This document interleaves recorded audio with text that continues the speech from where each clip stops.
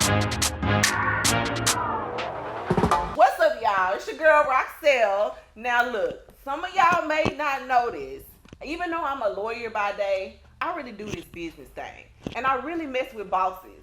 And I brought Dare to Excel so that I can talk to the real of the real. Not none of them people that's IG famous, that got millions of followers, that really is living a facade. No, that's not what this show is about. This show is bringing you real bosses, real lives, real transparency, and more than anything, I want you guys to be able to walk away feeling empowered, and also gain some knowledge so that you can take it with you as you continue to build your business or your lifestyle. Now, my first guest, her name is Kat St. John. I have watched Kat St. John do her thing in this industry, walk in this industry, take over, create her own lane.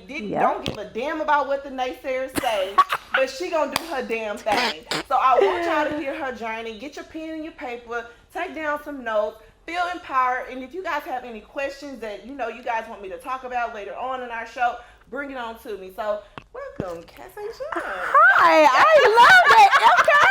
That's what I'm talking about, baby. You got to take yourself out of the courtroom and here. That's what I'm talking about. Like, yes, I'm here. Bosses are the bosses. I'm a real boss. I know a lot of people be fake bossing, ain't took no losses, ain't helping nobody, don't got no employees, or none of that. Just because they got a bag, they call themselves a boss. Or just because they got an ass, they call themselves a boss. Or because they know how to twerk, or because they know how to sleep with a man, they call themselves a boss. That ain't no boss, baby. It's a real boss situation going on. And what you doing right now, turning them on to information, is actually a boss situation too.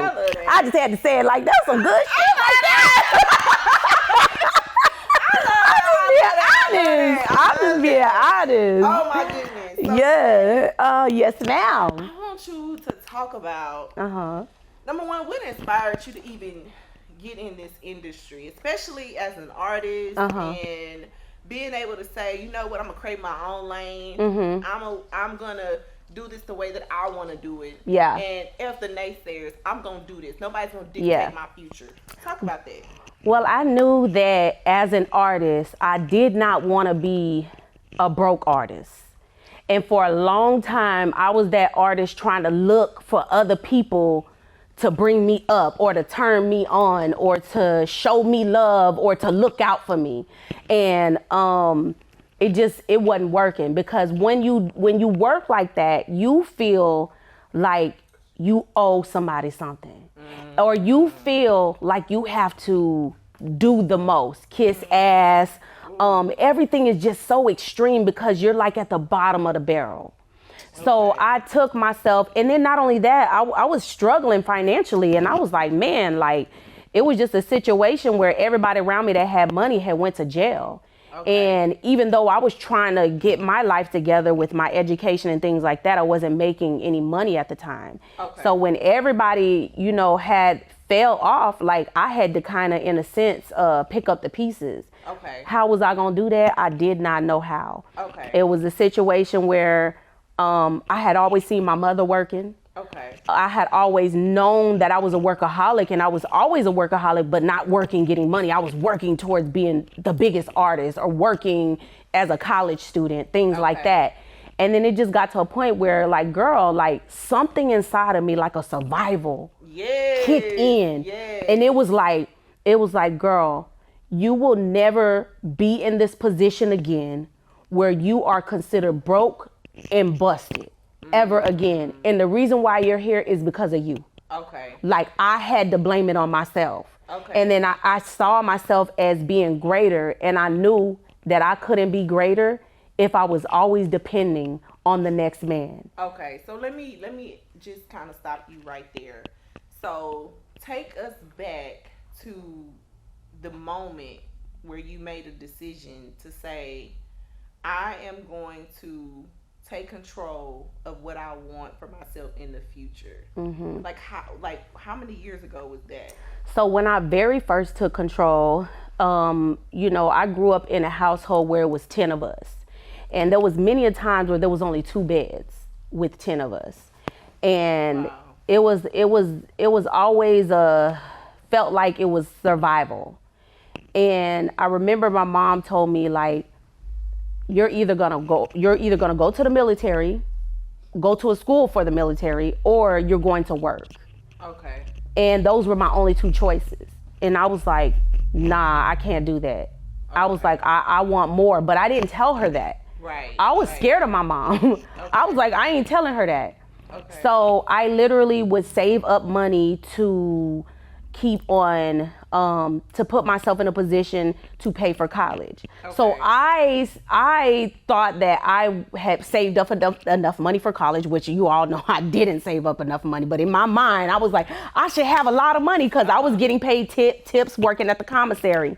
And then boom, I remember I ended up calling some people at different colleges, and I remember that I wanted to go to an HBCU. Okay. I wanted that so bad because I had gotten to so many fights at the school that I was at that they kicked me out. Okay. And it reminded me of that vibe. And so I ended up going to a school that was more Caucasian and Asian. Okay. And I felt like I had missed that vibe. So I wanted to go to HBCU so bad. Yeah, and my grades wasn't all that. They wasn't all that. But I was like, I got to go. And so I had found this school called Grambling State University, where everybody is somebody. Went to Grambling, but I wasn't supposed to go to Grambling. Okay. So my mother told me I couldn't go.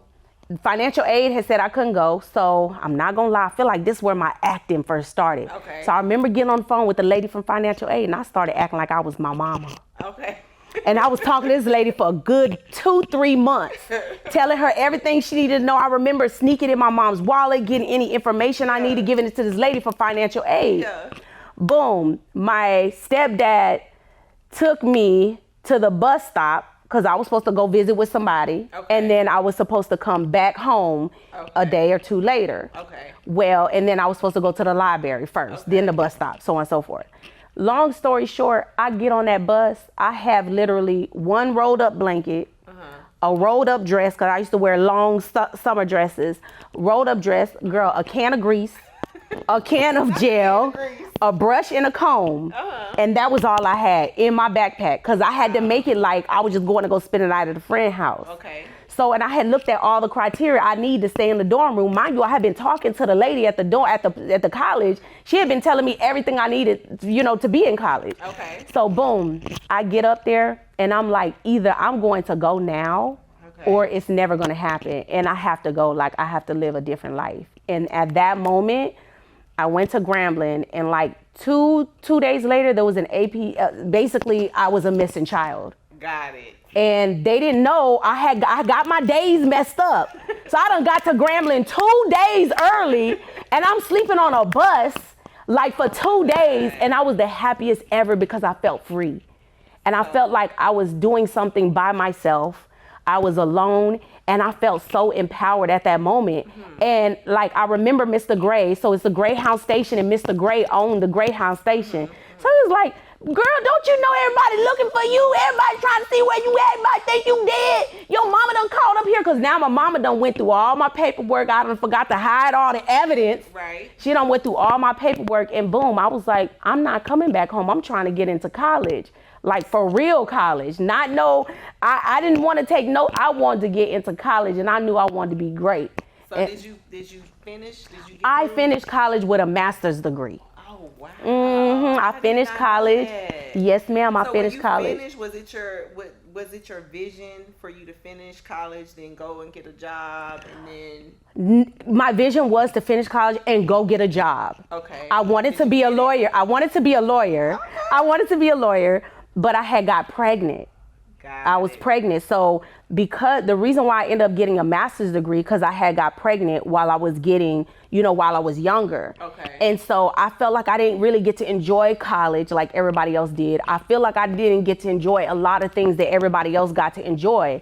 So I felt like, okay, let me prolong this school thing. I didn't get my master's to be like, oh, I'm getting my master's. I got it because I'm like, financial aid still available. This school stuff is easy. Coming from the school I came from, I went to Rancho Buena Vista. Coming from that school, going to Grambling, it just felt like it was a walk in the park. Yeah. And I was just like, this is so easy. I'm going to go ahead and get my master's. So I don't want people to think that I was like, I'm getting my master's and no, it was like school was an escape for me and did not realize how easy it was. Oh, wow. And that's how I ended up getting my master's. And I'm like, you know what? I didn't feel like I got to really enjoy my undergrad. And I was like, you know what? I still have financial aid. I don't have a plan. Let me just keep on going to college until I get that plan. And that's how I ended up with my master's. Wow. So then you finished your master's. Finished my master's and then came to Houston. Okay. So you came to Houston. And so when you come to Houston, were you here because of a job you were seeking or because you felt like Houston was going to provide the opportunities that, you know, you were looking for to be able to grow? No. Houston, I came and visited Houston one time. Okay. And in that one day, I had made $2,000. I came to go to the club with my friend. What you mean? Yeah, I'm going to tell you. came to go to the club with my friend. My friend, she's a bartender. She was like, I need help with you bartending, please help. I made $2,000 as a bartender that easy in one night. I had never made that much money on my own in one night. That's a lot of money. That's a lot of money. Even now. To be just giving somebody a cup. A drink. Yes.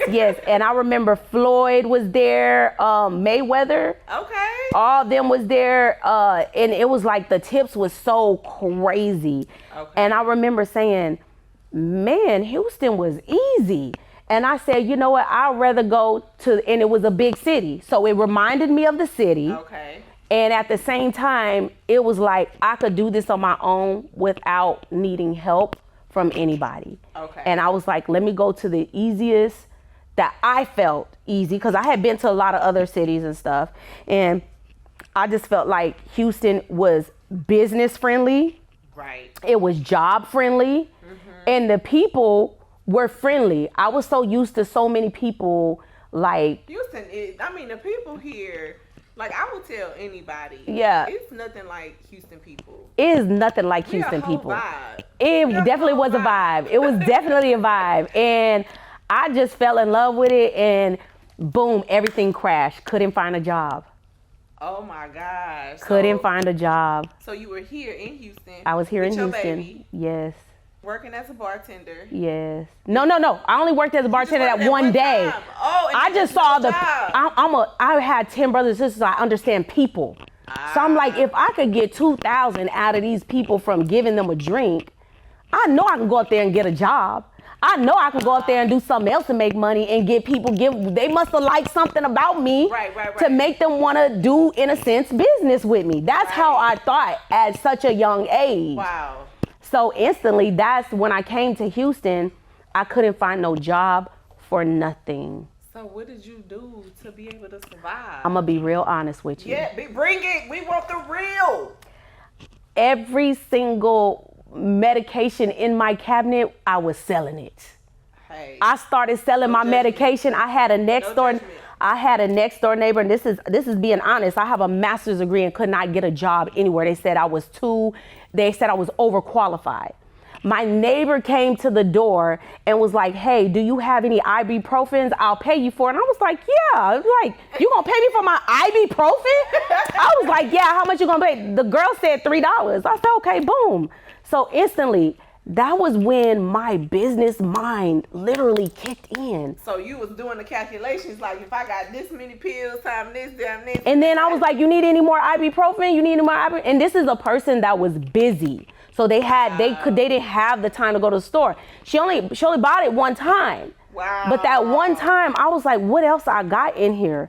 And I'm not gonna lie, like for like a couple months I was selling whatever the doctor gave me, and then something hit me and it was God. That's what I was gonna ask. He was like, so how you go from that mindset to saying, I want to evolve and do something different? Because a lot of people. It was a survival. It was survival. When you are in survival mode, you will do anything to make it. We all do. So what is it that you did during your survival mode if you had a mode? See, me, that was in my survival mode. Like I had to do something. I had nothing. I've been trying to get jobs. I could not ask nobody for money. I wasn't going to ask for money. If I had to sell the shoes off of my feet, I was trying to do people nails. Them nails was lumpy as I don't know what. I couldn't do that because my name. I started selling my own records that I love. You remember I sold the record Slumber Party to Just Brittany. Well, I leased it to her. Yes, That was around that time frame that I was like willing to sell anything. So like back then, like when I met you, you were still new here. Yes, I was brand did new. not know that. I was brand new. I remember like saying, "Hey, I ain't got my rent." You never know what somebody is going through. Yeah. Because when I met you some years back, I didn't know that. I was struggling. That this was somebody who was super talented, who could write her butt off. Yeah. And who had crazy talent. It's just like, what is she doing here? Yeah, like you never know. Yeah, that was a record I had did, and I was like, man, I'll sell it. So at this point, you're just like, I'm gonna sell anything. Yeah. So you were already in the studio writing. Except for my body and my soul. Come on. Yeah, but I'll sell anything else. Whatever's around me, if y'all want to buy it, you can buy it. I did not realize that what I was doing was wrong until I started feeling convicted about it. Oh, wow. Okay. And the conviction came because I started making too much money. And I'm like, nah, something wrong with this. Okay. And then my man at the time went to jail.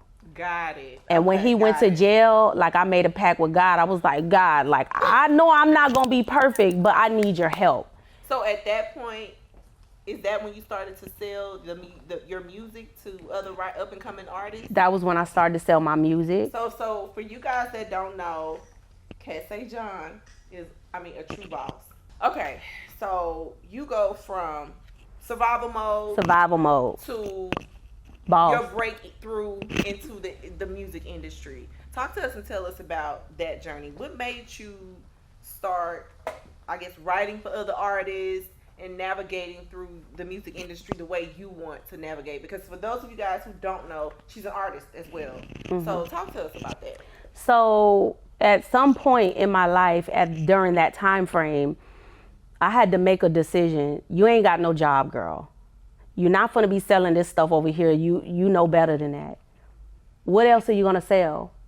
I had already been doing records with a producer named Jab, N.O. Joe, Terry Allen, T.A., those type of people. And so I'm like, man, do we have any records? And I was doing a lot of pop records then. Mind you, I come from California, so we was into the hip hop and pop, real pop. Gotcha. So I was like, man, we need to sell this record. So I literally kept on hearing about Candy Red and Just Brittany at the time. And there was another artist, Royalty. Okay. So I was like, you know what? I'm not from here. I'm not gonna blow up anytime soon. Let me see if any one of these people want to buy records. So then there was this guy named N.O. Joe. And then everybody else had connections to all these people. So I'm like, listen, I think this record can go with this young lady. This record can go with this person. This record. Did you go and just pitch straight to them? Pitch to management? Or how did that come about? I can't remember the exact details, but if I'm not mistaken, TA kind of brought them to me. I got this dope writer. I ain't never seen nothing like it before, blah, blah, blah. And it's like, boom. I was like, listen, the girl, she could have this record. This girl could have this record. I was really I didn't care. Right. And I remember during that time, I had started reading a book called The Secret. That secret something. And that book, I was like, I want to be on Billboard charts. I want my music to be on Billboard charts. I kept on saying it over and over again. So boom, he was like, there's this girl, she does music. Her stuff is on radio. We need to get it to her. We need to get it to her. And I'm like, yeah, let's get the record to her. So he let me hear the record that she already had on radio. I was like, I like this vibe or whatever. Then I met her. She was amazing. I loved everything about her. She reminded me of what my inside persona was. You see what I'm saying? Right. So I was like, man, and I always felt like I had to walk on tiptoe eggshells in Houston because everybody didn't know me. And I didn't want to give them too much of me because I felt like too much of me would scare them away. Gotcha. Cause I was always called weird and awkward, even though I was popular. It was weird.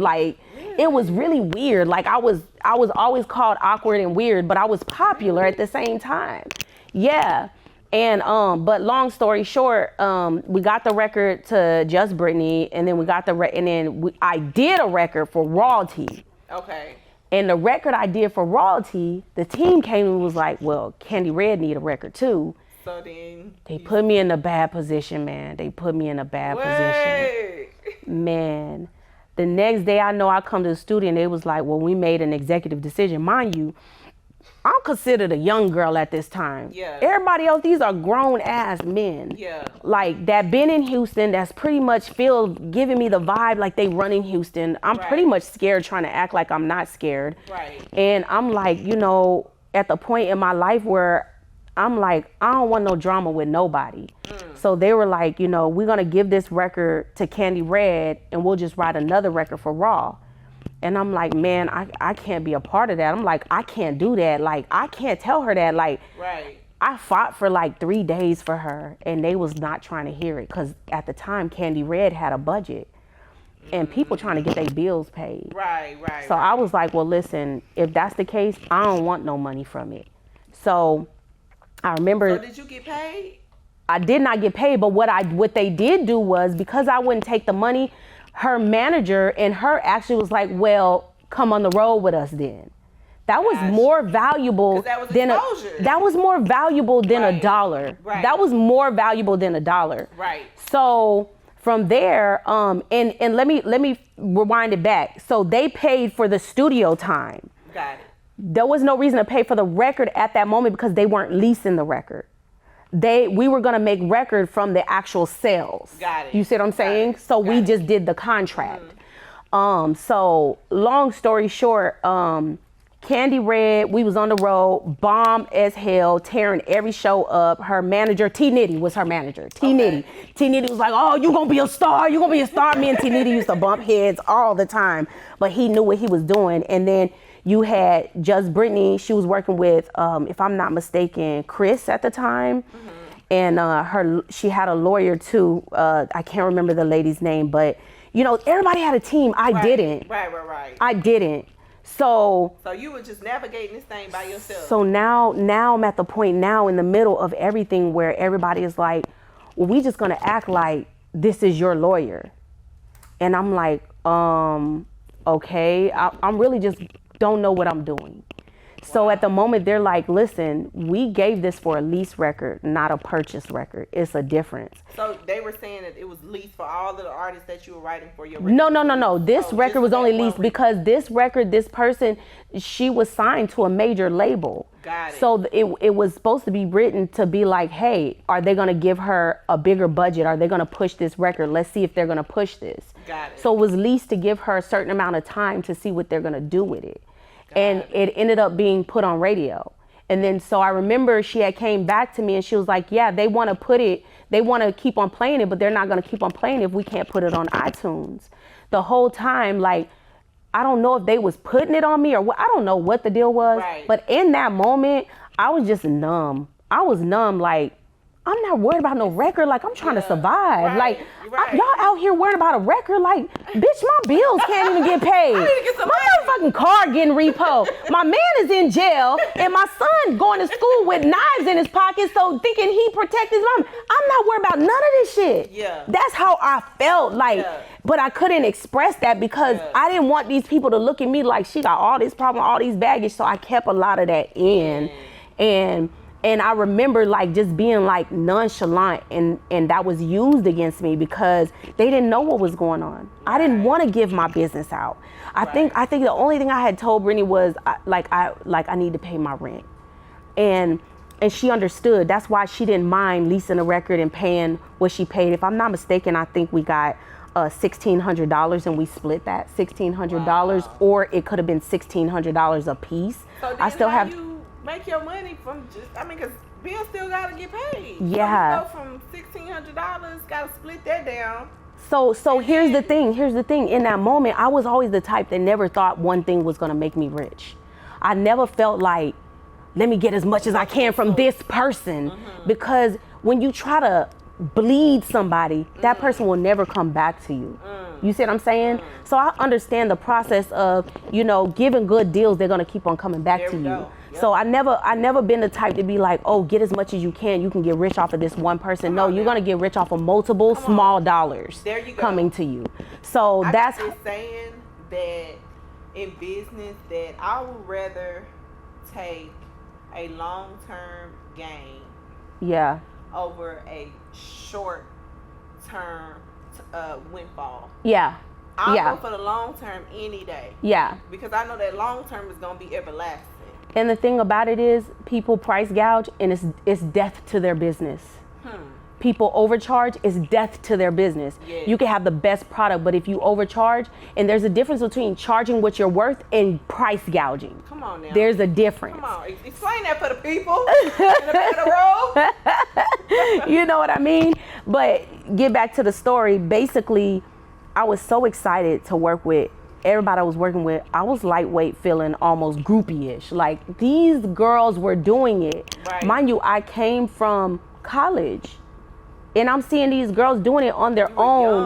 Young. Yes, So young, I with your was. baby, I was. you're trying to And I just- was always having to act old, even when I was younger.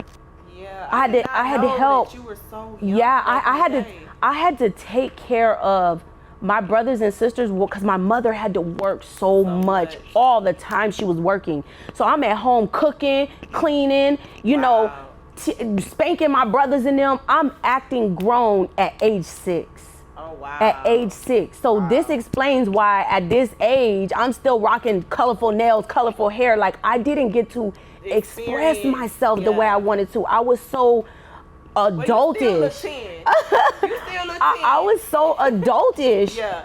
so young. Yeah. And so it's like when I came from college, it was like God straight started. Yeah, you was about the business. I was about the business. So then trying to make your boom, money. You was trying to survive. when that situation happened, I felt like people's mouths were closing doors on me. I was being talked about in ways that had never been talked about before. I didn't even know why. I didn't understand it. Because mind you, I had been sheltered in the house for so long. And then when I went to college, I was a loner in college, but I was popular at the same time. Right. But, but then there was a lot of people that still didn't like me because of the way I look, because of my hair, You're pretty. because it was just a Beautiful. lot of things. And I couldn't understand it at the time. Haters. And it got to the point where I literally was like, I remember telling God, I don't understand what I did so much. What did I do? And it just got to the point where I'm like, girl, stop worrying about all that and come up. And it was all because when I started reading that book, my father-in-law, he's my father-in-law now, he gave me that book and he was like, listen, I know you're going through stuff. And he actually lend me money. And that was the first person I asked for money. And I remember to this day, he lended me, I think it was like $1,500, something like that, because I needed the money that I got from that, plus that money to get my car at a repo and to pay my rent. And I was like, girl, you got 30 days Oh my to get your stuff together. So boom, instantly, I started applying for jobs everywhere. Not the jobs you see online, because those jobs already declined me. I went to the newspaper, and anywhere I would drive by that said help wanted, I went in there. Boom. Your hustle is unmatched. A clinic that was like in the middle of nowhere. I went to the doctor's office and I'm like, man, I ain't gonna lie. Like, I remember I used to be on the other side of the clinic and I always said I'm gonna own one of these. And that dream had went away. Boom, this guy told me he wanted me to come work for them. He's like, you got the face, you got the personality to hire the doctors we need. Mind you, they had the face of like gangsters. So they was like, ain't no doctors gonna come work for us. Boom, long story short, started working for them. They was paying me $400 a week. It was not a lot of money, but I was telling God, I'll take whatever you give me. I'm gonna show you, I'll work up to it. So every single dollar I had went straight to bills. I didn't have no extra room. And then boom, straight from there, they fired me after 6 weeks. I had hired their doctors, had helped them make millions, did all of this, and I was still making $400. They had gave me a little bit of money for hiring the doctors as bonus, but they didn't pay me all my money. When I started asking for all of my money, it became basically like, we're gonna let her go. We don't need her anymore. Wow. Mind you, to help them open 3 clinics. Boom. So what was the time period between, like, you kind of dealing with that situation with the artist and that whole writing situation to That was within the going to- same that's all within the 7, same 8 months. 8 months? That's Okay. all within the So same you- frame. Husband went to jail. That was my husband at the time. Boyfriend went to jail. Okay. Son done got in trouble for carrying a knife to school. Didn't have no money. Car repoed. Wow. All of this happening within the same time frame. And then you lose your job, Lose my job. and then Now what that- makes you just say, okay, I'm gonna keep going on this entrepreneurial Well, thing. Like, that was the thing. That was the thing. I didn't want to keep going. I remember crying, asking God, like, why? What did I do? I'm thinking everything that was happening to me was to hurt me. Everything that was happening to me was to make me a monster. Come on. Everything that happened to me was to make me strong and great and to be a conqueror. Everything that happened to me made me so powerful, I couldn't even understand it at the time. So boom, I got on my lowest. When they hired me, I thought I was at my lowest, but I was already at my lowest, but I didn't know that was my lowest. I'm thinking I'm at my lowest. I ain't got nothing. Somebody for $400 a month don't even want me to work with them. Man. 3 days later, all the doctors I hired called me and said they wanted to come work for me. Wow. Ma'am, I ain't got no money for you to come work for me. Nah, we saw the way that you run the clinic. We saw the way you do this. Nah, I can't cross them people like that. We've already left them. Wow. I ain't got no money. I don't have no clinic, no nothing. We got the money. We will split everything with you in half. By this time, I'm reading that book. The Secret. You don't know what's going to happen, when it's going to happen, as long as you believe, receive, manifest, and believe, and then you keep on working. That part. You don't know the details. That part. So now, mind you, I'm like, I done wrote on a piece of paper, I'm going to make $80,000, this and that, blah, blah, blah, about 6 weeks prior to that. I ain't never seen $80,000 a day in my life at one time. Girl, when I tell you, a week later, and they was like, we saw how you was able to get these people clinic pumping, da-da-da-da. I'm like, but I had motivation behind it. I was trying to make that money. Yeah. And I started second guessing myself, and something was like, girl, bitch, you better fake it till you make it. Come on. Girl, these people believe in you. At least you can get a check from them or something. Even if they give you $400. Like, I was negotiating myself so low, not realizing how valuable I was at the time. So boom, I walked in there with my head up like I was the shit, but in the inside I was so insecure. I was so intimidated.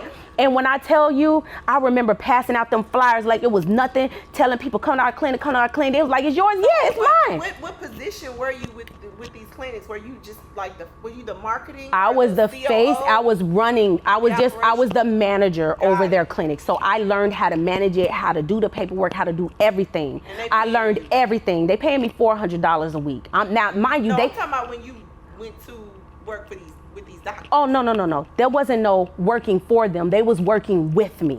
Oh, wow. And they ended up partnership. That first week I made $21,000 cash. The first week. Now, mind you, I had just wrote down and I just started reading this book. This book kept on sending me back to the Bible. And I'm like, oh, this stuff been in the Bible? My pastor been preaching to me, making me feel bad, not realizing that all these stories been here the whole time. So I'm reading it, speaking to your life, what you want to come to pass. Did you tell them this is what you wanted to work with them? No, I didn't. This was just a no. With them, it was we're gonna split everything in half. We made 70 something thousand that first week. We split it in half by 3. Wow. We split it in half by 3. When I tell you everything was good, and I'm telling you. So you making that kind of money, Kat? It came so fast. When I tell you at 80,999, them people told me they didn't want to be in business with me no more.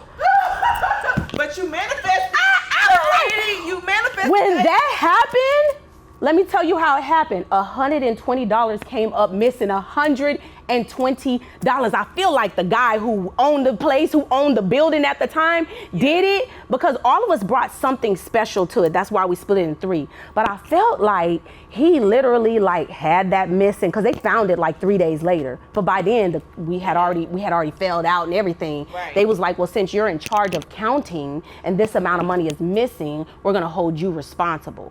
But I felt like it was a ploy to get me out of the way so they could just split it too. You have the person that owns the building and you have the doctor. What do they need me for anymore? You already set up the flow, but that really was a blessing because your next deal. So my next deal came and now boom, everybody hears I ain't working over there no more. She ain't now everybody coming to me. Anybody who's doing anything with family practice, any type of practices, they're coming to me wanting to partner with me. Everybody. Wow. So boom, at that moment, I decided I'm not partnering with nobody. They can partner with me on my terms. So now it's me. I have this $80-some thousand.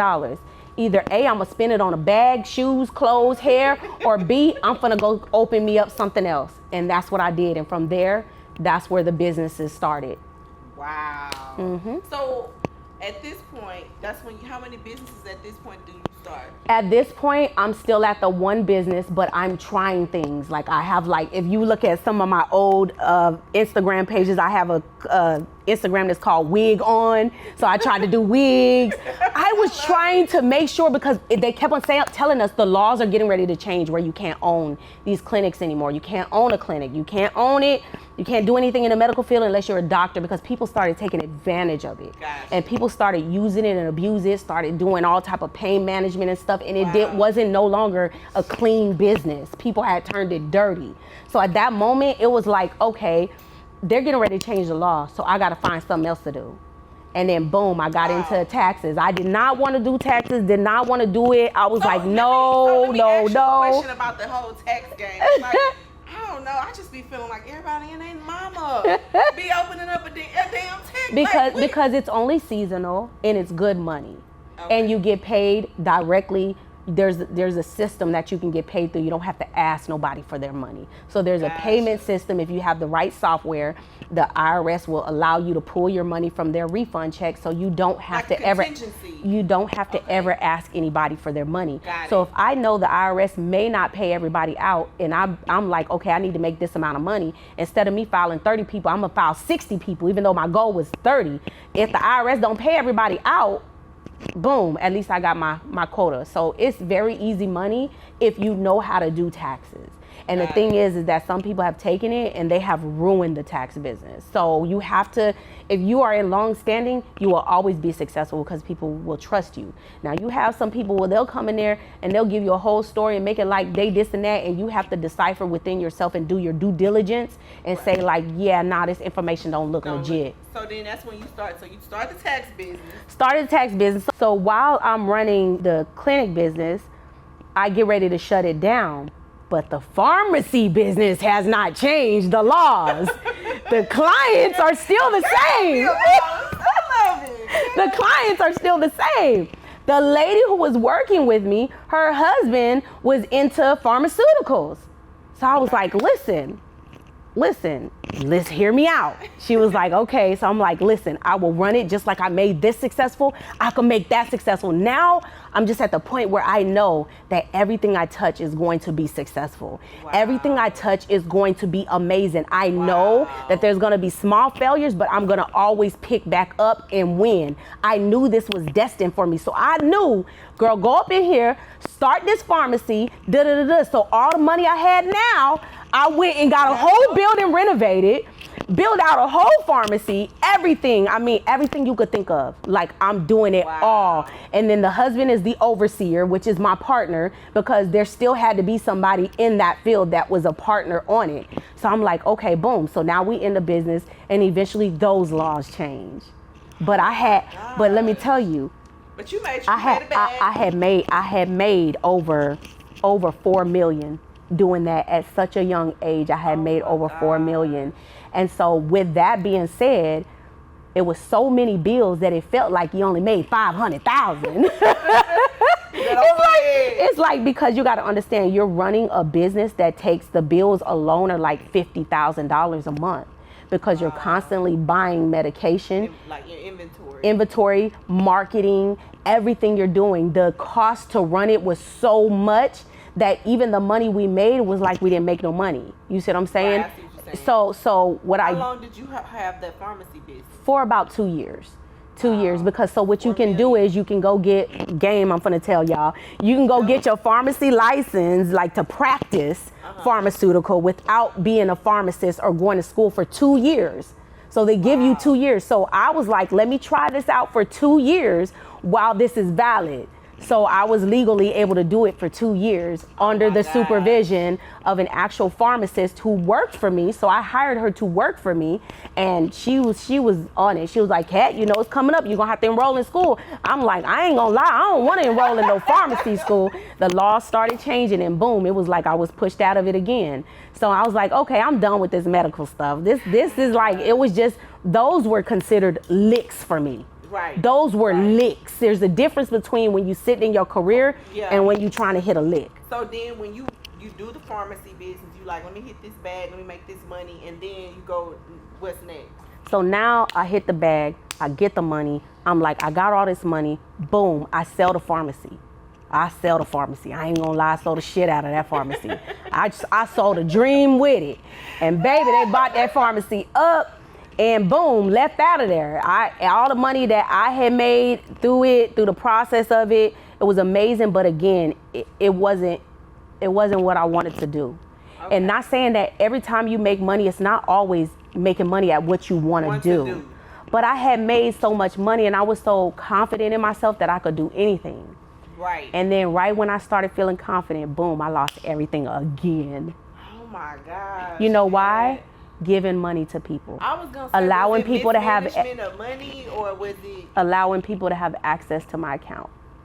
I've They took everything. I don't even want to say who it was, but they took everything. But I've been there. We all been there. I mean, I've been very transparent about my personal bankruptcy that I went through. But I really thank God, because a lot of people feel like if you do a bankruptcy that it will hurt you. Mm-hmm. But no, I did a chapter 13 personally to really reconcile everything, because I was getting out of a bad divorce. Mm-hmm. And it really kind of set me back, but it set me up. Yeah. And through that, I was able to learn so much. I was able to regain my power. I was able to just reset my life. Yeah. So I'm thankful for that. Yeah. You know what I mean? So sometimes you take the man, quote unquote take the L's and you think you lost everything, but what you really gained on the other side is your freedom mentally.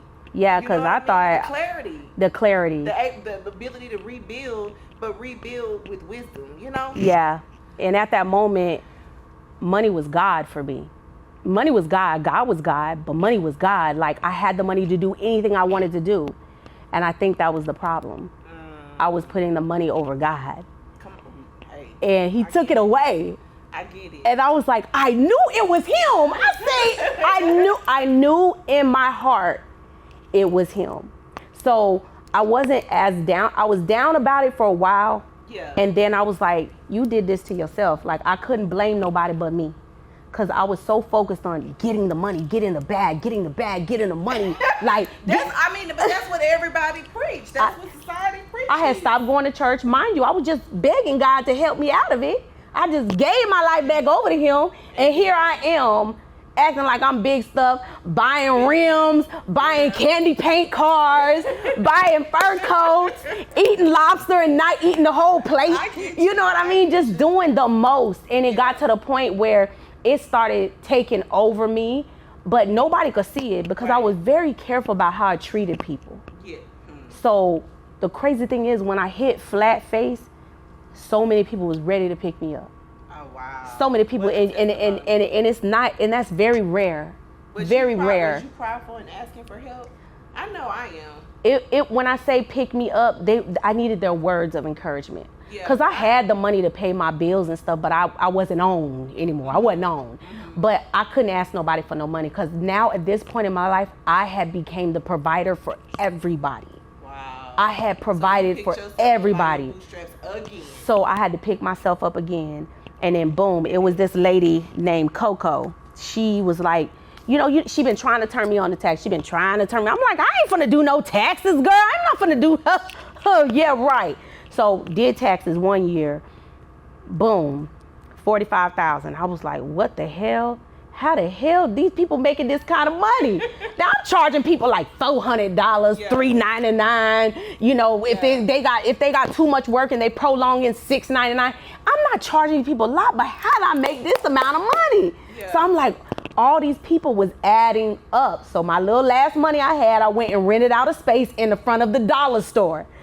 The Family Dollar. So and when you know that type of and people know my face at this time. They know me as Cat St. John, and they see me in the Family Dollar. I remember Boss Lady J came in there. She was like, oh, what's up, Cat? I was like, hey, what's up? Like, I was so shamed, but I wasn't. No, right. Like, so I remember telling myself, girl, get up and go pass out that flyer like you got prize. So I got up. I was like, hey, girl. And I was like, taxes, anybody need their taxes done? Anybody need their taxes done? I was like, girl, they gonna feel like they, now before I know it. But some like, people are afraid, Kat. Yeah, but I had to tell myself, shut up, let your pride go, be humble. That's what I was about to get into, the person and the mindset. Like, what did you have to tell yourself to get into the mind frame to be able to put yourself out there? Because a lot of people are afraid, and I'm saying, when I say a lot of people, I include myself. Sometimes I have to tell myself so much to even just to do this. It's really outside of my comfort zone, because I'm a lawyer by that. That's all that I've done. Yeah. But to be able to really be vulnerable and put your real self out there, sometimes it can be scary. So what was that process like? I was like, this being me has gotten me this far. Why would it stop now? That's what I started feeling like. Like, being myself has gotten me this far. Why would I stop now? Why would I be ashamed of anything that I'm promoting, that I made the decision to promote? I made the decision to do it. I decided that I was going to do this. Why would I be ashamed of it? Why would I be embarrassed? No, because in my mind wanted to tell me, oh, you begging people to come support your business. You asking people. That's the devil. Yeah. That is what works against a lot of people in our community. I'm not gonna go do that and make it look like I'm begging. Yeah. That is pride. Mindset. Girl, I remember I was in the middle of that feeder. I remember walking out with so much confidence. I remember walking through that busy street right there and in that feeder, and I was holding that thing up with my tight pencil skirt on, with my button-up shirt, and boom, before I know it, the line was so packed, I had to go run back. The lady said, you have 5 people waiting in here, and then there's other people asking about you. So I remember putting my sign down, running back to the thing like, oh, I just went to the restroom, like they didn't just see me outside of the street. And from there, I had built my clientele from there. And from there, I kept on building. Year is this, Kat? Ooh, don't give me the line. Okay, don't give me the line, but it was. How long were you? That was about 10 years ago. Wow. 10, almost 12, 13. That was a minute ago. How long did you do taxes for? So I still currently do taxes for special clients because they won't let me go. They won't let me go. So what I started doing was I kept on referring somebody to a young lady, and I was like, you know what? I could do this on my own. So what I started doing was I created a program where I help you start your own business for a $1 fee, low dollar fee, $150 deposit. I didn't have money coming out. I wish somebody would have gave me better, supported me a little more, gave me a better chance at that time. Now, mind you, I understand that the fee was the fee, but I didn't have it. But I still found it from somewhere. But imagine the woman and the young gentleman that will never get it. So in my mind, I'm like, if I could help somebody get off the streets and change their life for $150, I'm gonna do that. So I ended up referred so many people that I had became this close with the banks, with the software companies. They kept on calling me. They was bidding like, I'll give you this, I'll give you that, I'll give you this, I'll give you that. Like, they wanted to give me whatever they wanted to give me because my numbers were so high. And the people I was referring was so many people. Hey, you still gonna refer your friend Roxelle, right? You still gonna refer your friend Ebony, right? You talked to your friend such and such, she's coming. Yeah, she coming. I already talked to her. So then they're like, listen, we'll give you something to do blah, blah, blah. If you go ahead and refer them, keep on referring them. Oh, you'll give me some money for referring them? Yeah, it'll be a referring fee. Boom. So from there, I'm like, okay, but I have to talk to the software company because they can't afford $4,000 and $5,000 to start a business. Now I talk to the software company. I'm like, listen, I have people that want to join. They don't have the money. What can we do? They were like, are you willing to sign for them? If they don't make the money, are you willing to pay their fee? I'm like, I ain't gonna lie, it took me about 3 days. I said, well, let me see what I can do. I prayed about it and I called them back and I said, I'm willing to foot that bill for them because I feel like I have the power in me to make somebody successful with my words, with my inspiration. I feel like I have the power to inspire somebody to be great. If I did it for myself, I could pull it out and I could do it for somebody else. And I've always been the type to pump people up and to hype people up. My mom and them used to call me hype up queen because I would hype anybody up. So I was like, I feel like I could do it. So boom, I didn't advertise. people just kept on coming to me. So when the people would come to me, I'm like, okay, boom, let's set you up. So I signed my name on a thing. Now, mind you, the first year I signed up like 15, 20 people. Well, about 35 people, but 15 of them left. So did you get like a kickback or something? Yeah. I ended up getting a referral fee from the banks. The banks gave me a referral fee. Wow. So, which actually came through, actually a partner of mine actually facilitated the deal. Gotcha. And so because he facilitated the deal, the money that I ended up getting for a referral fee, I ended up bringing him on the referral fee money. So I gave him money from my referral fee money. Oh, wow. So I was like, listen, partner, I ain't gonna get rich off of this one thing, but we can get rich if we do this together. Right. So boom, I was like, this is why I believe, give me a small amount and I give you a small amount and we can both be millionaires together. Yep. Okay? Yep. But if you taking so much from me, I'm not gonna wanna work with you. Okay. You see what I'm saying? So then let's at be this reasonable. Point, like with you doing the taxes and stuff and, you know, your journey now with the partnership with the software companies and even with the banks, at what point did you say, okay, hello, I'm still an artist. So I still want to do my music. I still want to do my passion. That was the hard part. I literally got to the point where I was helping so many people. I didn't get to stop and say, hey, I own this company. Hey, it was just people coming to me right and left. They were sending people, like if Ebony send you, hey, Roxelle, Kat does, taxes and she has a software that she works with, blah, blah, blah. And you like, I trust her. Go ahead and work with her. Okay, Roxelle, let's go. Let's get you in there, blah, blah, blah. Like, you don't think to say, okay, listen, Roxelle, I'm the owner.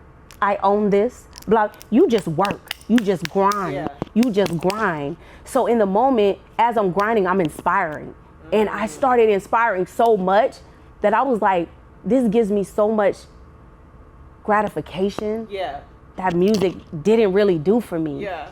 And to see me help people change their lives, I'm talking about people that was living in the hood that didn't have any money where I came from. Wow. We didn't have much growing up. To see people coming to my office to file taxes crying, but they referring me 10 people. I'm like, girl, listen, you referring me all these people. Let's start you up one for yourself. All them people you referred to me, I'll push them back over to you. Boom. Wow. I'm not stingy at all with it. I'm just like, boom. People coming to me right and left. I'm helping them, turning them on. And it turned into more so to where I went from filing 300 people to 30 people. I couldn't file any more people because I was helping so many people. Wow. So I was like, man, I gotta get something from this because now I'm helping them so much. The little money I'm getting wasn't adding up. Right. So I had to come up with a strategy. And so that was when I configured my whole company into an actual group. So in order for you to join this group, if you want me to work and help your business, I need a percentage of that. It was only a small percentage. Give me 5%, give me 6%, whatever, whatnot. I know I can make you money. That 6% is gonna add up. It is. You see what I'm saying? It is. So boom, I was already, I love the way everything was creative and everything was boom. Anyway, from there, at that moment, I was like, man, I remember like sitting back and watching like a year go by and I'm like putting out 1 record, 2 record. And I'm just watching time go by and I'm like still putting out music just to have music out because I just love music. Yeah. And then I started working on festivals. Gotcha. And then everybody at the festival was like, why are we putting all these artists on and we not putting you on? Like, I'm like, I don't want to be on it. No, I'm not. I don't want to do that. I don't want to do that. So then boom, I kept on hearing that in my head, like music. Your music is gonna change people, not your music itself, but what you say on stage. When you get access, people that are gonna follow you. Something you say is gonna change them. And it was like, okay, I could do this with this. So boom, I started using my money to invest in myself even more so than before. I've always invested in myself, but it was even more so. Like now it's like to the point where, okay, girl, if you're gonna be an artist, make sure you look like an artist. Make sure you play the part. Make sure you give them what they want. This is just a role you playing, like I told you. Yeah. This is just a role that you play. When I go home, it ain't no makeup. It ain't no sucking your stomach in. It ain't no standing tall. It ain't no, girl, make sure the food ain't on your teeth. It's all just relaxing, calm, cool, and collected. Right. So as an artist, I'm like, okay, I love doing this. I don't want to feel like I poured in so much to everybody else that I forgot about myself. Went back, picked the music back up. I just released a record called Experiment. All the records I've been doing have been safe. So I was like, I wonder if me doing something real ratchet, dirty, disgusting will really blow up. This is an experiment. I want to see. You know, I know I'm supposed to do gospel music eventually, so this is just an experiment. But I wanted to see if the industry was really what they said it was. So from there, I started a doggy dating app. Like, with all my money I have now, I'm paying people's bills. I will never say the names because that's not what God told me to do. I'm helping people out any way I can by giving them, and everybody don't get help. Everybody don't get help. You can't help everybody. You gotta pray to God and ask God who I'm supposed to help. So it was a friend one time that asked me for $25, and God was like, no. And I was like, why? $25? He was like, no. I later found out that $25 was gonna go to drugs. Wow. And if I would have gave her that $25, there ain't no telling what would have happened. Wow. Also, too, she got back on her foot because she felt like I was the last person that she could ask that said no. Wow. So she ended up getting back on her foot and ended up being amazing. Wow. All because I said no to that $125. Okay. So you never know why God is telling you no. You might think it's a little piece of dollar, but little one. You never know. It's something bigger. It's something bigger. And I couldn't understand it either. I'm like, how do I tell her no? Yeah. How do I tell her? It took me, like, I know she saw the bubbles going. Yeah. And I'm like, I always say yes. But this time, he's like, no. I'm like, no. And so, yeah. So for those of you guys who don't know, Kat recently just bought a business. Yes. She just acquired a business. I actually saw it on the one of them blogs. Shade Room, Unlock Hollywood. It was everywhere. Yeah, it was yeah. everywhere. And I was like, oh my God, what is that into now? Yes. So how did that come about? Like, because that's a big deal, and you don't really see, like, in our community, you don't really see moves like that being broadcasted. I mean, it's always the stuff on a super major deal, but that was a major move. Yeah, that was a major move. You did that by yourself. So talk about how you got into that. Well, I have a guy that I consider him like my brother. He came to visit during the holidays, and I had already started saying, first off, I have mentors. Whenever you're this successful, somebody gives you ideas as far as, hey, Kat, when you're setting up your business, you need to do it like this. Hey, so Spectacular is one of my mentors. Spectacular from... How'd you get that relationship? Because he's pretty big. Isn't he like a marketer? He's marketer, right? Well, I actually went to his company to try to get marketing for myself. And like I said, you never know why God sends you to certain places. So I went to his company, ended up being one of his mentees. So basically he mentors me. Poppy Chulo, he's also on Instagram, very big, multi-millionaire. He's one of my mentors, and him 500 is also one of my mentors, very popular guy, but they're all multi-millionaires. Wow. So the thing is, once I made millions, I was all over the place doing a bunch of stuff with it. Right. But I wanted to make more so I could help more people. But I was like, man, I was so cluttered by all of the noise. Wow. So I'm like, you know what, I need direction. And mind you, I'm listening to my intuition. So I'm like, I need direction. So boom, everything that I do is like, there's already blueprints. If I seen somebody do it, it could be done. Yeah. What was their blueprint? How did they do it? Yeah. When did they do it? What was the time frame they launched it? So on and so forth. Yeah. I remember I was telling Ebony about the clothing line, how I wanted to do it.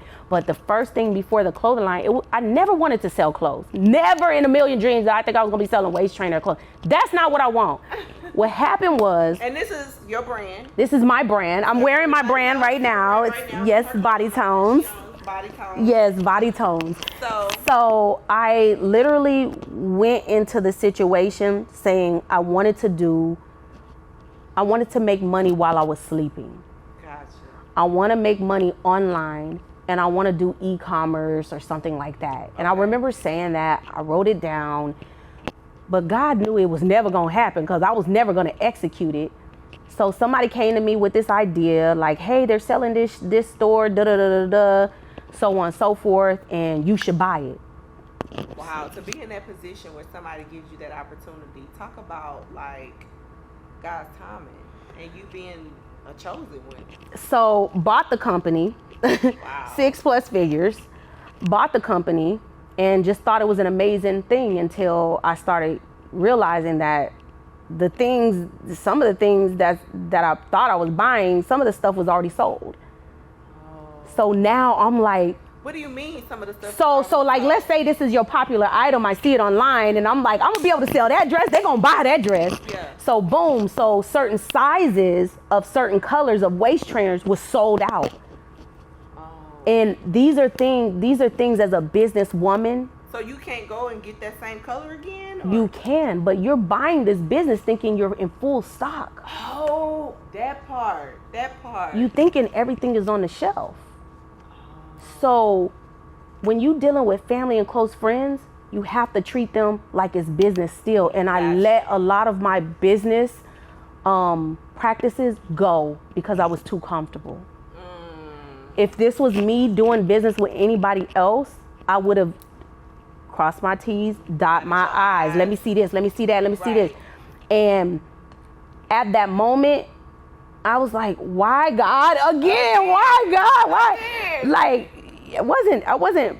didn't go broke or nothing, but it was a bad situation that I put myself in, but I did not realize it was actually a good situation. Because what somebody thinks is for your bad, God will turn it for your good. Yes. So I said I wanted to be in e-commerce. He knew I was never gonna set up no e-commerce for myself. It's hard. So now I'm in a situation where I'm 6 figures plus in. I ain't got no choice but to figure this out from the bottom to the top. I need to make my money back. Okay? Wow. I'm willing to do whatever it takes, take classes, whatever it takes, find out how this and that. So one of the young ladies a part of the deal, and mind you, the person who did the deal with me did not give me all of the information I felt that I needed to make a proper offer. Why do you think that was? I have no idea. I feel like he was just trying to make a sale, and in his mind, he thought the sale was good too. And the sale ended up being better than good. Wow. Better than good. Because so even had to do it all over again, what are like 3 things that you could I would talk to share? the actual owners first. Gotcha. I talked to the middleman. I would talk to the actual owners, and I would say, okay, can y'all give me history that I can look at? What is the history right now? What was the history from 6 months ago of this business? What was this? What was that? And not saying that it was bad history. The history was just so long ago. So it's like picking up a new business. Wow. In my mind, I thought the business was currently making money. Gotcha. And I'm picking up a business that's making money in its presence. Gotcha. So mind you, spending 6 figures was nothing. If you telling me the business making 5 to 21 in the month, and you not even doing no marketing, I'm like, this a no-brainer. Let me go and get this. Yeah. This like my people. He wouldn't, Right. you know what I mean? So boom, I get the deal, I get the company, and either I had my friends here and there that I would call and cry and complain to, and I had to stop. I was like, girl, wait. I had to say, nobody did nothing to you. Nobody ain't do nothing to you. You made the deal on your own. You pressed the key. You pressed the gas on it. You taking responsibility. You decided to go in there blindsided. Whatever they got was on them. That was their goal, to get something. The young lady that said she was gonna help me, she helped me as much as she could. The other young lady who was gonna help me, she helped me up tremendously. Her name was Kendra. She helped me tremendously. And some of the other parties did fall short. And it is what it is. I got out the situation what I needed to, and now I feel like I'm like master e-commerce online store seller, because right now I'm selling 300 plus products a month for a new business. I just launched almost 2.5 months ago. Wow, I'm selling 300 to 500 in a month. So what are some marketing strategies that you are doing in order to yield that? Oh, all the professional stuff, people don't like that. People don't like all the fancy schmancy, you think you gotta look perfect. They don't like that. They like the real. The moment that I was like, man, I can't get no real models to do anything. I can't get nobody to help me do this. Like, what am I gonna do? And I was just like, I remember It was one little freaking idea. Okay. One freaking idea. I was like, man, let me put these waist trainers, because I already been wearing the waist trainers. I already been wearing the stuff on my own. And I thought to myself, man, I'm sick of this waist trainer getting dirty. I feel like I got to keep on pulling from my own inventory. Yeah. So I'm like, man, I ain't going to make no money. I'm wearing all the waist trainers. Yeah. So boom, I said, I need something to go with this waist trainer underneath to cover it so it's not messy. I find a product, a 13-cent product that people were selling for $29 online. Alibaba. Okay. Alibaba. I find this 13-cent item and I see what the going rate for it is, and I'm like, man, I'm just gonna buy it just to put it around my stuff. I only buy one. Is that the wrap that I see yeah. on your thing? I only bought one. I only bought one. So when I bought it, I was like, I might as well put some gel on this. Hopefully it'll act like saran wrap or something. Yeah. Man, when I tell you I took that thing off, and this another way, when God tell you to go and do something, you hear it, but you don't know what it is until it happens. Why did God want me to go to these people and buy a 13-cent product, but I was so cheap that I was like, I ain't gonna wait on Amazon $29. I'm gonna go ahead and go to these people. It's gonna take them 30 days to send it to me. I'll wait for 30 days for 13 cents. That's another thing. I only live off of 30% of my income. 70% of it I put into savings. FYI. So for me, 100,000 was a lot. 107,000 is a lot for me because I only live off of 30% of my income. Got it. So boom, I'm sitting up here like thinking to myself, okay, I put this on. When I went to take it off, everything fell like a water faucet. I was like, oh. And that's on top, under the waist trainer. Under the waist trainer. And mind you, I just wanted it to burn a little while I had it on because I didn't want my waist trainer to get dirty.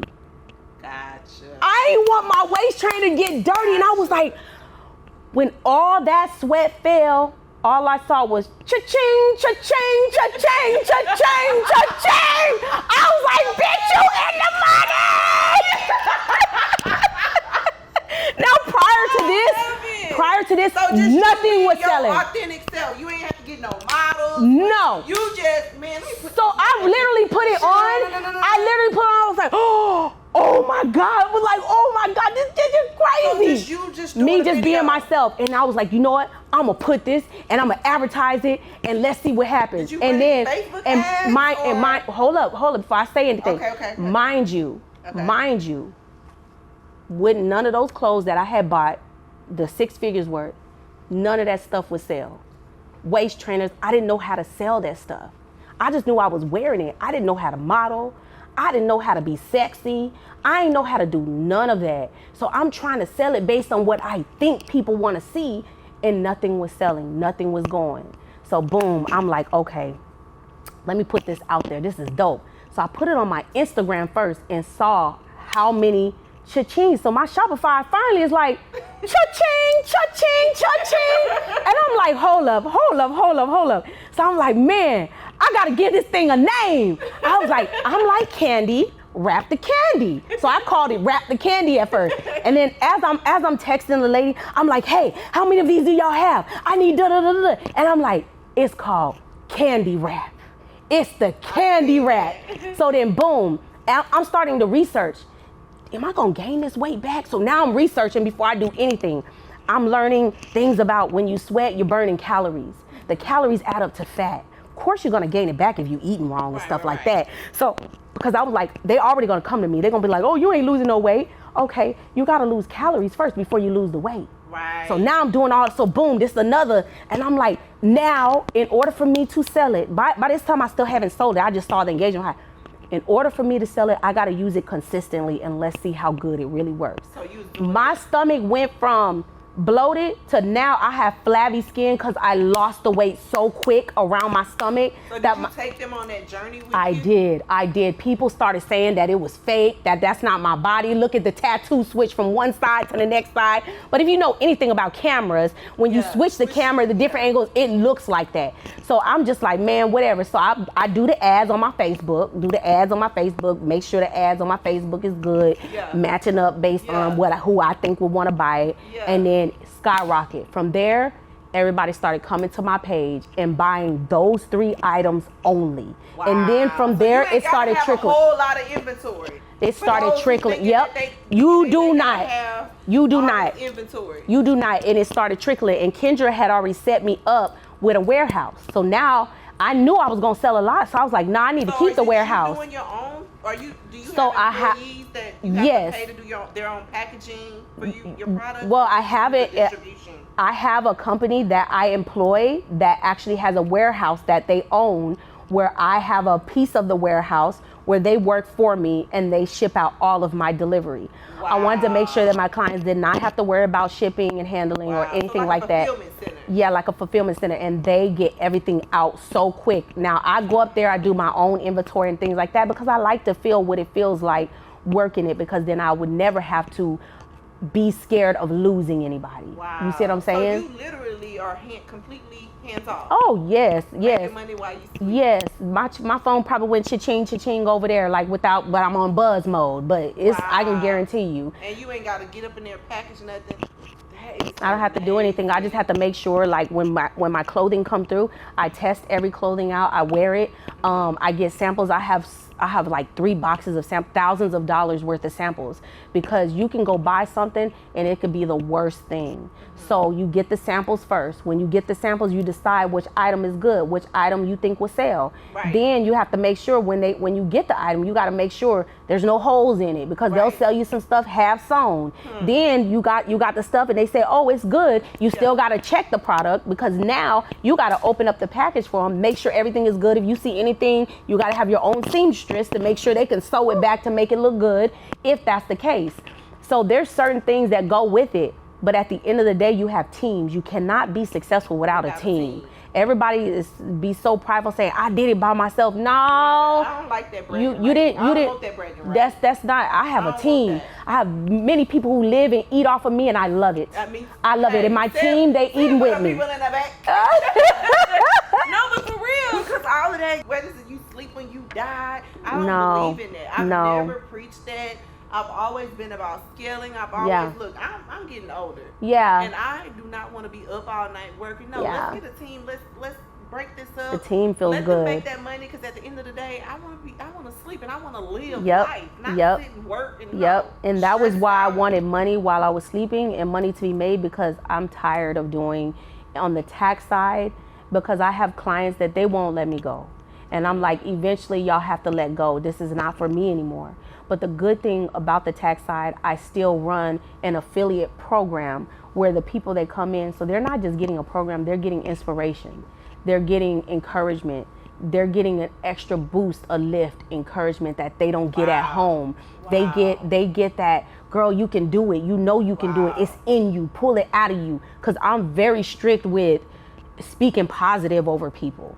And I've always been that type that, like I say this again, that people are just now getting onto the speak into your life what you want to come to bad, manifest. I've been on that. I've been on that. This is my life. I've been doing it. And so it's to the point now where things don't impress me. Things don't impress me. I wear things to give the glitz and glamour, because that's the role that they want us to play. Right. But it don't impress me. Right. People don't impress me. They're just humans. There you go. People that are filled with like good spirit, good energy, and God, that's impressive to me. Like, you a good person? Yes. Yes. That's what I want. I'm completely past the whole, materialistic thing. Yeah. I don't, even with personal relationships. Yep. No. Yeah. I want substance. I want substance. I want peace. I want alignment. I want alignment. I want real, genuine. I need that good availability from you. I need vulnerability from you. You can keep all them diamonds and bags, and I don't want none of that. I need loyalty. You ain't got to buy me none of that, because I can buy that myself. Really. And it's so sad, because you could be a good person and still all the trifling people will still be around you, and it's like you have to learn how to work around that. That part. You have to learn how to work around that, because they want to come and take everything from you. They feel so entitled, like it's theirs. And so as a business owner, I remember there was a time I didn't know how to turn people on. And a lot of people don't understand that. What that means is a lot of stuff, a lot of blessings I fell into, I don't even remember the steps of it. So I had to learn how to remember the steps, because you have to help somebody. There you go. You have to turn somebody on. What is it? How fun is it being up there by yourself? Wow. Well, how fun is it really that you got to pay for everybody to get in the club? You got to pay for everybody's dinner. You got to pay for everybody to go on a trip. You got to pay for it. How fun is that? Yeah. That's not fun. But it's fun when you can be like, Roxelle, you get the next meal. I got this one. Roxelle, we go to the club, you gonna get the bottles this time. I'll get the next one. I don't even go to clubs. I'm just saying clubs for them. I don't really go to clubs. Clubs ain't my stilo. I don't want them spirits on me. I go there to perform, do what I need to do, or if I'm going there to work. Other than that, it don't bring me no joy to be up in there doing all that. I used to be faking it. And by the time I came home, I would get in the shower like I need to wash all this off of me. Like I remember every time I would get out the car, I would be by myself. I would pray when I got out and pray when I got in.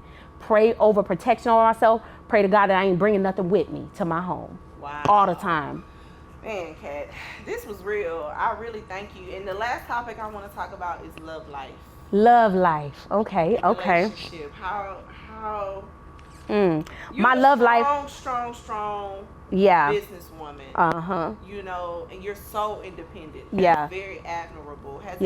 Was it hard for you to find a partner? Well, I'm still with the same guy I was with when I was in my teens. Mm-hmm. He's a mess. He's a hot mess. He done did everything in the world. And I've been a hot mess in a lot of ways too. So how do y'all make that work in terms of, because you've evolved. So yeah, it's hard. It's very hard. Like, I keep on leaning on the word, honestly, because flesh want to get up out of here. Like, I keep on saying, God, I know your word. But then at some point, if it don't go the way that it should go, because you should be benefiting in a relationship as well. Come on. You should be benefit. You shouldn't always have to give. And if you're always giving, at some point, you're gonna the camera and tell the people that somebody listening to this. Yeah, you know, you can't always be the giver. And when you say giving, it's not just about money. Giving compliments, giving hugs, cooking for me sometimes, you know, helping with things I need help with. Like, if you're the one that's always giving, at some point you're going to be depleted. Yes. And at the point that you become depleted, there will no longer be a 2, there will only be a 1. Come on. Because you don't need that person anymore. When you get in a relationship, it should be a team. And I feel like, but sometimes, I mean, can we get really real? Get real, girl. Like, for real. I don't have no problem. You don't have nothing to be ashamed of, FYI.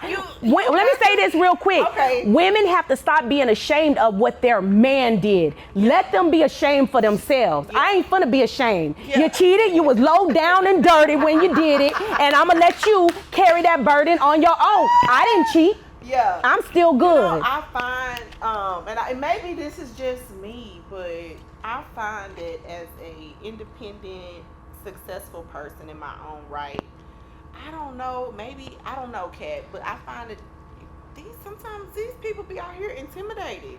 Very intimidated. And then I find myself being in a relationship where the man competing with me. Yeah. What kind of shit? And not it's giving bad. me, and then we'll get to the point to where it starts to make me feel like I ain't shit. Yeah. And like, they will purposely ignore you and dismiss you to make you feel less than, but you're not less than, you're greater than. You are not beneath, you are above. Yes. And the thing about it is that in my relationship, I can appreciate the person that I am with, because I do feel like, you know, even though we go through our ups and downs, now he's at the point where he totally accepts me for me, and I totally accept him for him. He ain't perfect. He ain't gonna be perfect. Probably gonna mess up again. But guess what? Like, he deal with me. I'm a strong personality. I am a strong person, but I try not to override him. I try not to do it. So I had to learn, because I used to override him. And let me tell you what I mean by that. I would come home and all of my powerness from my job, my business that I run, this and that, would come home with me. I had to learn to keep that outside of the home. So when I came in, I could be a little soft because we're always strong because we're doing everything. But we want to feel like we're in a place to be soft. Like I would like to do that, but I'm just not about to be soft and submissive to the wrong guy. He got to make me Yeah, feel no. safe and I'm not protected speaking so for that this I for the wrong can- guy. This for the right guy. You know, right. This there for the we go. right guy. This For the ain't for right- no wrong men. I ain't speaking about no wrong men they being make us- submissive. If y'all think I'm speaking about being soft for the wrong man, you got to figure that out on your own, baby. I'm just saying. Like, we have to understand that everybody's compromising. Everybody's compromising. What are you compromising though? And that's where the issue is. What are you compromising? If you compromising your happiness, that's not a compromise. If you compromising your faith, it's not a compromise. If you compromising dollars, yeah, that's a compromise. I could help you out. I could help. If you compromising bills, yeah, you could help. I'll help you out with that. You ain't got it right now, but I'm not gonna compromise my integrity. I'm not gonna compromise those type of things. And we have compromised so many of those things that either A, you bounce back from, and when you're in a long-term relationship, you're gonna fall in and out of love all the time. So are you going to stay there until the love comes back, or are you leaving? So that's what it is up to. No woman should ever be stupid. No man. We always talk about women. No man should be sitting around letting no woman hit on them, beat on them, cheat on them, everything. But how do you fix it? You got to go to God for that. Go to counseling for that. Pray about it. Speak greater into your life. I had to do all of that. You know, my husband, we were in a situation where our relationship wasn't good for years. It just started getting good months ago, almost a year ago now. And I'm loving every minute of it. It's still hard times, but nobody's perfect. I love where we're at, but it took us a while to get there. I should have been left, but imagine if I would have been left, I'd have been out here in these streets trying to find something else, which some people need to do that. Some people need to do it, but some people, I ain't gonna lie, I just love my nigga. I'm so in love with him. But he makes me sick to the point where I just be like, man, like sometimes love is not enough. Sometimes love is not enough. And you could say I love you unconditionally, but there got to be some type of conditions, because some of those conditions that you have to have are to protect you. You don't want to drive yourself away from your family, from God, from being happy, from being the person that you are, because you're so engulfed into a man that will not show you the same, a man that is tearing you down, bringing you down, hurting you, tearing you down in your face. See, people will say, oh, well, Lisa's in her face. No. You better do that shit behind my back. I don't want to see none of it. You better play like you ain't never done that before. And guess what? At the end of the day, nobody is perfect. But I'm not going to sit here and let you tear me up in my face. I'm not going to sit here and play that game. Because at the end of the day, I have to look at myself in the mirror, and I got to look at my son in the mirror. Come on now. Whew, Lord, y'all. I hope y'all got so much out of today's episode. Like I told y'all, we was bringing the real, we was bringing the raw, we was going to talk about and everything in between. And Kat, thank you. Yes, let me give them some free tips that I didn't give them business wise. Go ahead, drop it. Tip number 1, DBAs are $35. Go to your local courthouse to get it. You do not need a lot of money to start a business. There's a lot of things on Amazon. Look and see what they're selling on Amazon. Go to Alibaba or AliExpress and see if you can find those same. If you have $100, buy $100 worth. Start small. Get on your Instagram, your Facebook, create some ads for it, and let it run. That's number 1. Number 2, EINs. You don't have to pay a lawyer for a bunch of EINs. If you have the money, cool. It would be good. They're going to set it up right. If not, you can go to irs.gov. Get your EIN number for free. EIN number for free. Apply online. When you get it online, request the PDF copy so you'll have it right then and there. If you want to go to the bank and open up a business bank account, get your DBA and your EIN paperwork that matches each other, the title, take it to the bank, and you can open yourself up a bank account. I done told y'all how to start your business.